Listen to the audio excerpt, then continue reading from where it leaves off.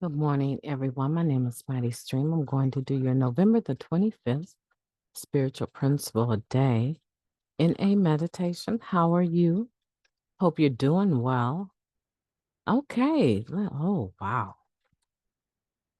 All right. The title of this meditation, Practicing Forgiveness, Foregoing Resentment. Forgiveness is an action and a decision.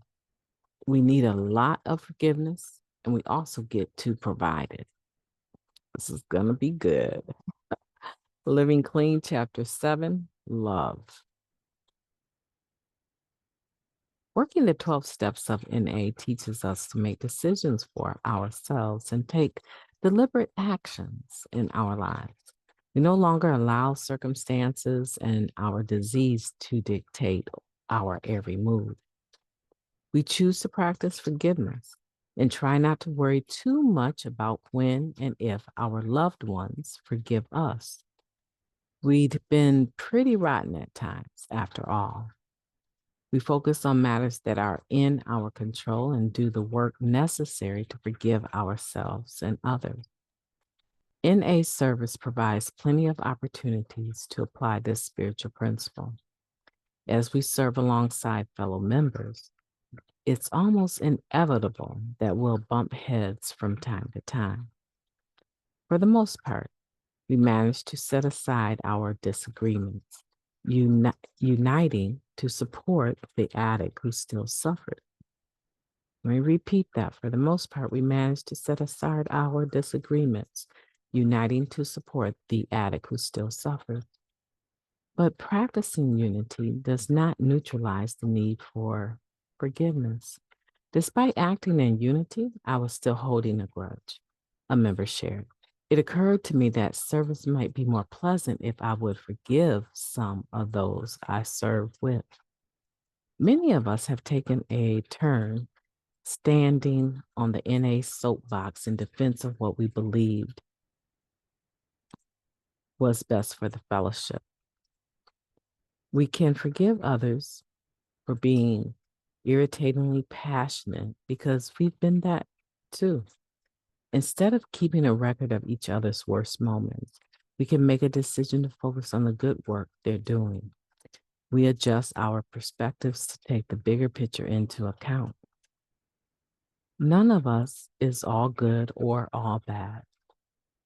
By practicing forgiveness, we allow ourselves and others to be human. Sure, we make mistakes, but our worst moments don't need to define us. By practicing forgiveness, we can shift our focus and appreciate the strengths each of us brings to the table. I choose to practice forgiveness today. I'll revisit some old resentments, take positive action on any unresolved issue, and let go of any lingering bitterness. I will accept people as they are now. Let's take a moment of silence, followed by the wee version of serenity prayer, please. Moment of silence now.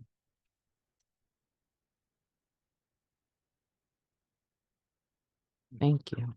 God, grant us the serenity to accept the things that we cannot change, the courage to change the things that we can, and the wisdom to know the difference. Just for today, please and thank you. How powerful is that?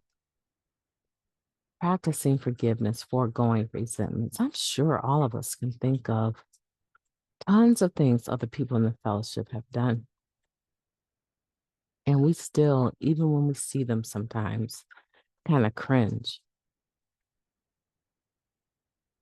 And if their name comes up, we're probably one of the first people to say, I remember when he did such and such.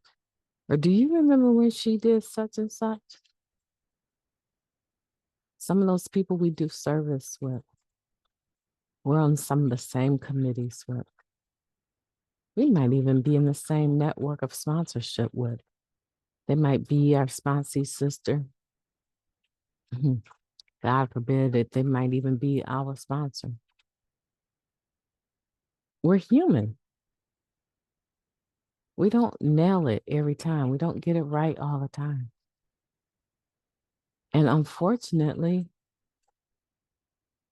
we can amass, right? We can count mountain hills of all of the errors that have been done by people in the fellowship. And we are quick to forget our own errors, our own messes that we made. Maybe we're not. Maybe we hold ourselves to the same standard of perfection that we're holding other people. And not only are we angry with them, but we are also angry with ourselves or resentful towards ourselves. You know, a smile costs me nothing. And I am a person that is very well known for smiling.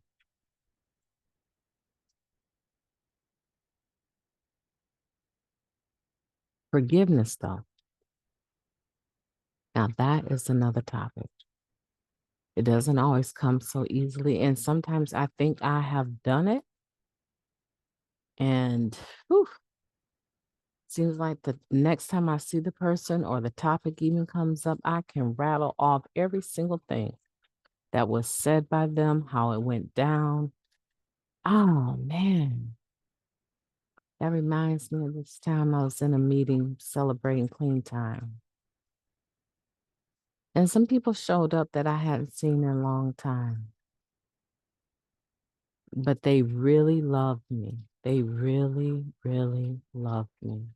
And they showed up for this clean time recognition evening at a meeting. And I really, I was excited about having my clean time, obviously.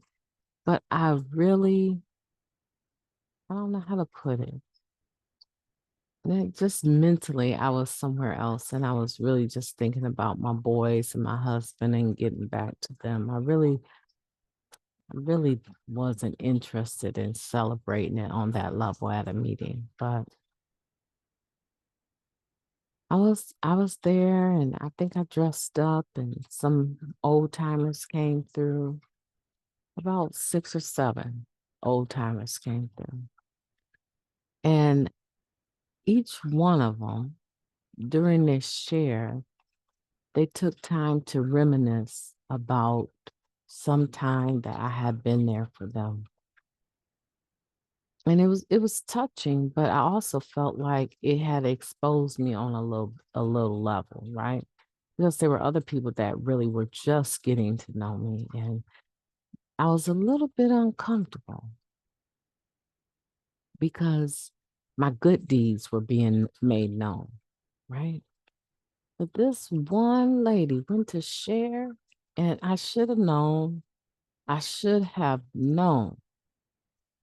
that she was about to dig up some stuff that I had done at a meeting. And I mean, she went through the whole scenario of what I did. And I was crushed. First of all, I do remember that she was high at a lot of meetings. So my mind said, how in the world would she even remember that? I thought she was so high. But the ruckus I had caused in that meeting was something to it. I still, after well over 2 decades, had not been able to live down. 2 whole decades later, clean, I had not been able to live that down. And maybe, I want to say maybe more, because this happened a few years ago. So I had at least 20 years, and it had taken place probably in my first 5 years. So 15 whole years later, and it was just as fresh to her as if it had been yesterday. And my self-centeredness was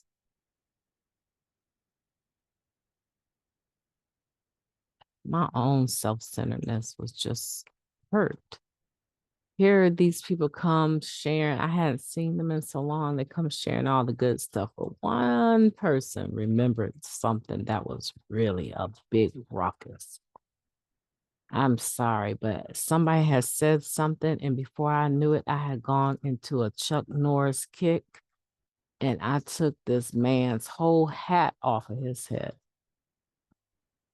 And I knew instantly that if he wanted to retaliate or call the police, he could have, and he did not.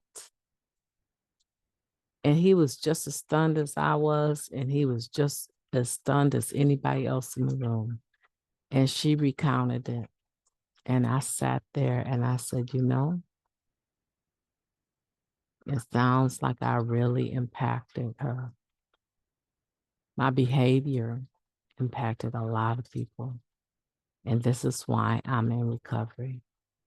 I am working on a living amends to the program of Narcotics Anonymous and working to every day set a tone of recovery, the atmosphere of recovery at every meeting I make. Right? So sometimes while we're finger pointing, people are also finger pointing at us.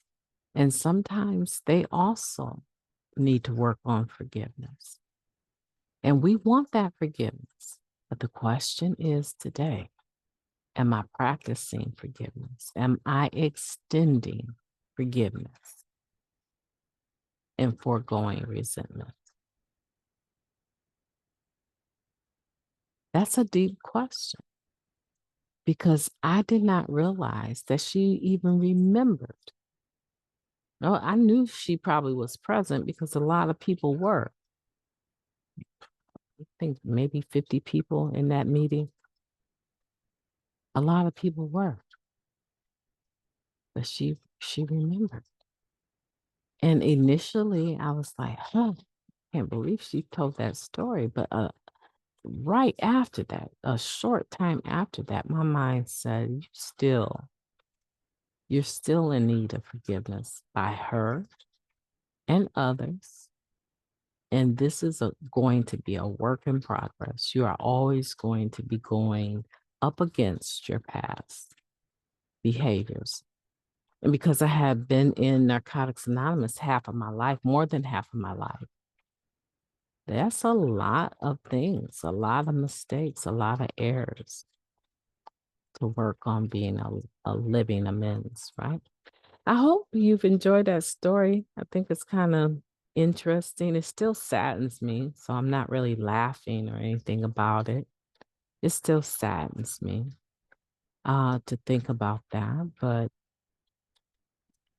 it makes for an interesting story nonetheless, right? Today, let's practice forgiveness. Today, revisit some of your old resentments. We'll all revisit them and take positive action on any unresolved issues and let go of any lingering bitterness. Accept people for who they are now, not who they were, but who they are today. My name is MightyStream. I've enjoyed talking to you. I hope that you have a beautiful day on purpose.